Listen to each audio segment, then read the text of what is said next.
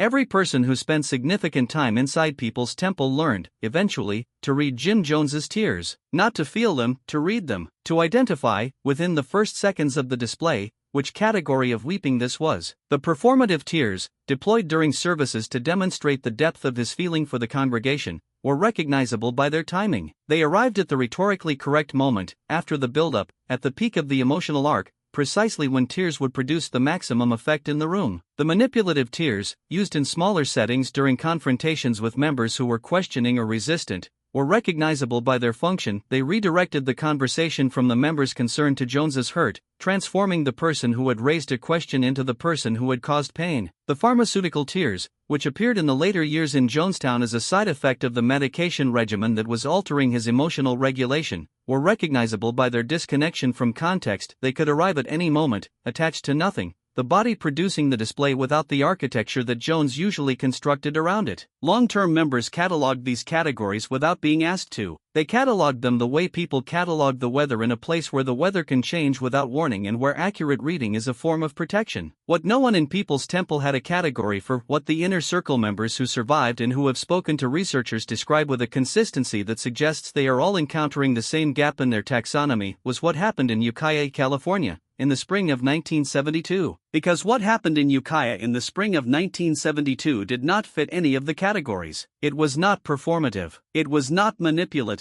It was not pharmaceutical. The inner circle members who were present, there were 4 of them, in a room with Jones after a service, and all 4 of them survived, and all 4 of them eventually described what they saw. Said it was the only time in years of proximity to Jim Jones that they witnessed something they could not read, could not place, could not find a category for. They said it was the only time the tears looked like grief. If you have ever watched someone perform an emotion so many times that you stopped believing they could feel it genuinely, and then saw the genuine version, subscribe right now and hit the bell. Because what happened in Ukiah in 1972 is the most documented and least understood moment in Jim Jones's life. And understanding it changes the question. Go back to Ukiah. People's Temple had relocated from Indianapolis to Northern California in 1965, following Jones's announcement, received in a service as divine revelation, treated by the congregation as prophetic guidance, that Indiana was not safe, that the community needed to move, that Ukiah in Mendocino County was the place they were being called to. By 1972, the Ukiah congregation was established, growing, beginning to expand towards San Francisco and Los Angeles. Jones was 41 years old. The pharmaceutical management of whatever was happening neurologically had begun several years earlier but had not yet produced the degradation that would characterize the Jonestown years. He was, by the accounts of the period, still largely himself, the early self, the preaching voice intact,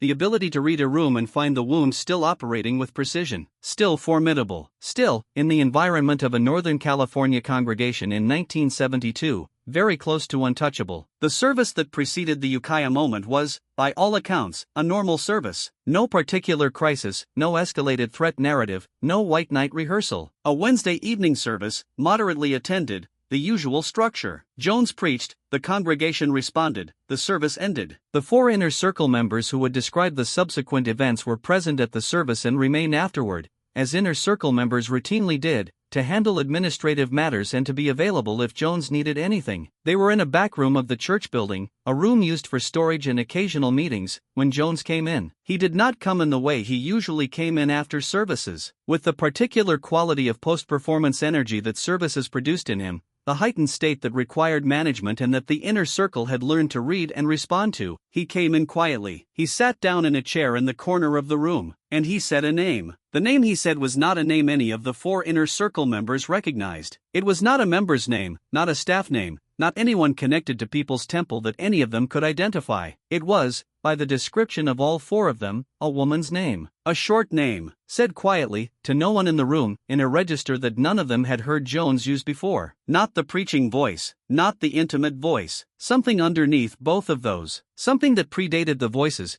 that came from a place the voices did not reach. And then Jim Jones, in front of 4 people who had spent years learning to read his emotional displays, put his face in his hands and wept, for approximately 3 minutes, without speaking, without the architecture of meaning that he constructed around every other emotional moment. Just the weeping, just the name he had said before it, just the 3 minutes in which the 4 people in the room looked at each other and could not find a category and did not speak. When he lifted his face, he looked at the 4 of them as if he had forgotten they were there. Then he looked at the floor for a long time. Then he said, to no one in particular, I should have gone back. I always thought there would be time to go back. There is no time. There was never time. He did not explain what he meant. He did not connect it to anything else. He stood up, straightened his clothes, and left the room. The 4 inner circle members did not discuss what they had seen. Not that night, not in the days that followed, not for years. 2 of them never discussed it at all, not with each other, not with researchers, not with anyone. 2 of them eventually did it separately, years apart, to different researchers who were not in contact with each other, and both of them described the same moment in the same terms: unreadable. The only unreadable thing Jones had ever produced in front of them. The only tears they could not place. The researcher who assembled the 2 accounts was a historian named James Osei, who spent 8 years in the late 1980s and 90s working on a biography of Jones that was never completed. Osei died in 1997 before finishing it, but whose notes and interviews were donated to a university archive by his family and have been accessible to researchers since 2003. Osei found the first account in 1991, in an interview with one of the 2 inner circle members who was willing to speak. He found the second account in 1994, in an interview with the other. He did not know, when he conducted the second interview, that the first interview contained an almost identical description of the same moment. He discovered the correspondence when he reviewed his notes in preparation for writing the chapter. The discovery, which he describes in a note in the margin of his research journal as the most significant thing he found in 8 years of research, produced a question he spent the remaining 3 years of his life trying to answer. Who was the woman whose name Jones said in that room in Ukiah in 1972? Osei did not find the answer before he died. His notes document the search exhaustively, every avenue he pursued,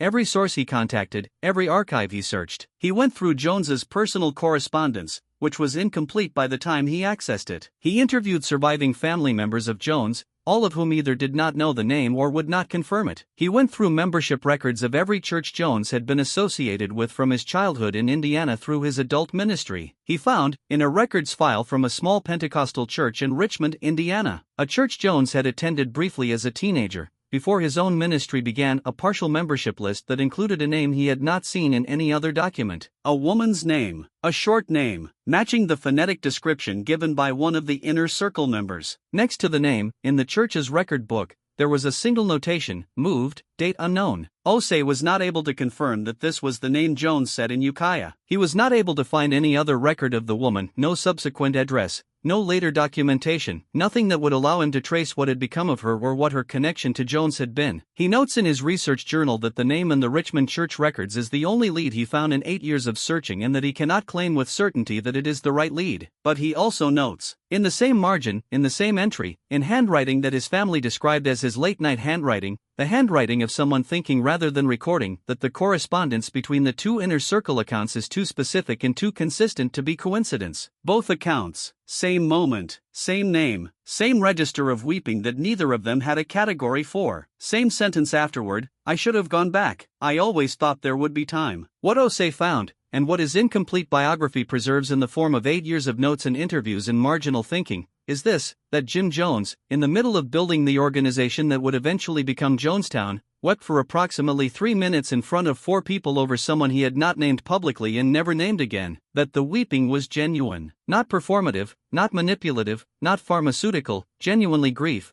the only instance any survivor or inner circle member ever documented of Jones producing what they recognized as real grief rather than displayed grief. And that the sentence he said afterward, I should have gone back, I always thought there would be time, suggests a specific kind of grief. Not the grief of loss, the grief of a choice not made, the grief of someone who had, at some point, decided that there would be time later for something that had now become impossible, who had kept moving forward, from Indiana to California to the expanding organization, from one service to the next, from 1 year to the next, in the belief that the thing left behind could be returned to, that the person not gone back for was still there to go back to, and who had discovered, in the spring of 1972, that this belief was no longer available. The note in the margin of Osei's research journal, written in the late-night handwriting, says this: if the Ukiah moment is what the 2 accounts suggested is a genuine grief response to a genuine loss, the only one documented in years of proximity, then the question it raises about Jonestown is not what I expected to be asking after 8 years. I expected to be asking about power and control and the mechanisms of manipulation. I am asking instead about what a person builds when the thing they were going back for is no longer there to go back to, whether the building is a response to the loss, whether the community of 900 is, in some way I cannot fully articulate, a way of going back to a place that no longer exists by creating, at scale, the belonging that was lost. whether Jonestown is grief, whether it was always grief, whether the tears in Ukiah in 1972 are the most honest document in the entire archive, more honest than the 44-minute tape, more honest than the night broadcasts, more honest than anything Jones produced in front of a congregation. 3 minutes of grief, in a backroom, over a name no one recognized, for a person he should have gone back for and did not, before he built Jonestown instead. Osei's biography was never written. His notes are in the archive. The 2 inner circle accounts are in the notes. The margin entry is in the notes. The name from the Richmond church records is in the notes,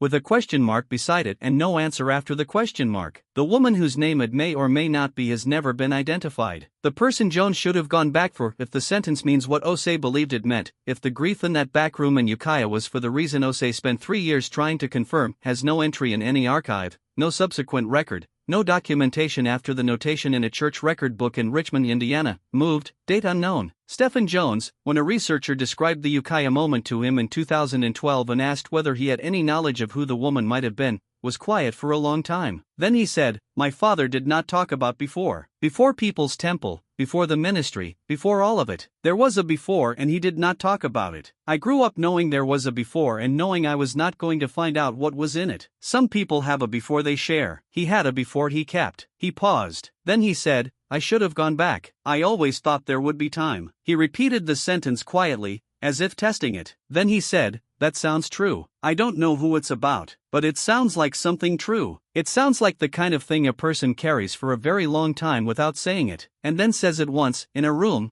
when they think no one is listening, or when they stop being able to not say it." He was quiet again. Then he said, "I think my father had things he stopped being able to not say. I think Ukiah was one of them, and I think whatever it was about, whoever it was about, it was real. The realest thing in the archive, maybe. 3 minutes in a back room. The only tears nobody could read." The 2 inner circle members who eventually spoke to researchers both described, in their separate accounts, a detail that neither of them had shared publicly before. A detail that neither Osei nor the researchers who came after him had thought to ask about specifically, and that both witnesses mentioned independently, and that is, when placed beside everything else the accounts contain, perhaps the most important detail of all. They both described what happened in the room after Jones left, after the 3 minutes and the sentence and the straightening of the clothes and the quiet departure. They described the 4 of them sitting in the room in silence. Not the silence of people who are being careful, the silence of people who do not have words. And then, after a few minutes, one of them said something. Neither witness could remember who spoke first. Both of them remembered what was said. Someone said, "I have never seen him like that." And someone else said, "I know." And then no one said anything else for a long time, because there was nothing else to say. Because what they had seen was not something that fit into the language they had developed for Jim Jones over years of proximity. It required a different language, a language for grief that is real, for tears that are not performed, for a man who, for 3 minutes in a backroom in Ukiah in 1972, stopped being Jim Jones and was something they did not have a name for, something prior to Jim Jones, something from the before he never talked about, something that was still there, still intact, still capable of breaking through everything he had built around it, something that said a name and wept and then went back to being what he had always been, as if the 3 minutes had not happened, as if the before had not surfaced, as if whatever he should have gone back to was safely buried again under the weight of everything he was building. It was not safely buried. The 4 of them knew it was not safely buried, and they said nothing, to each other or to anyone, for years. Because some things, once seen, require silence before they can be spoken, and some things require more silence than there is time for. There was not enough time. There is never enough time. Jones had said so himself. "I always thought there would be time." There was not. And the 3 minutes in that room, the only unreadable thing, the only real tears,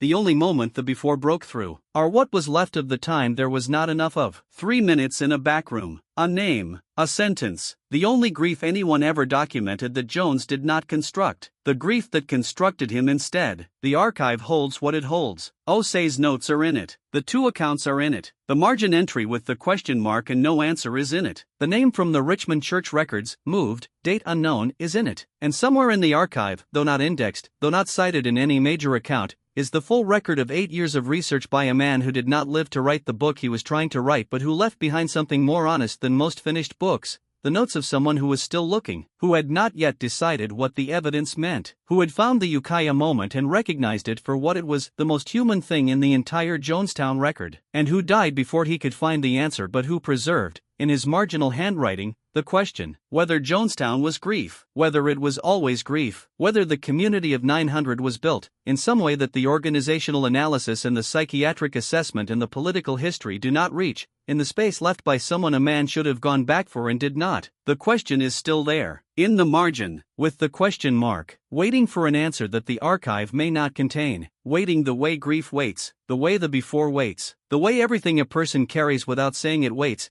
through years of building and managing and performing and controlling, for the moment in the backroom when it breaks through, for the 3 minutes, for the name, for the tears that no one has a category for the only real thing in an archive full of things that were built to look real. Just that, just 3 minutes, just a name,